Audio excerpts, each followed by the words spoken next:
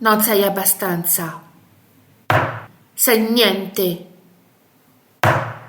Sei troppo truccata. Sei mia. Io sono una donna come tante altre, una donna che lavora, scrivo, mi fermo, guardo, cerco di capire le ferite silenziose, le urla che nessuno ascolta.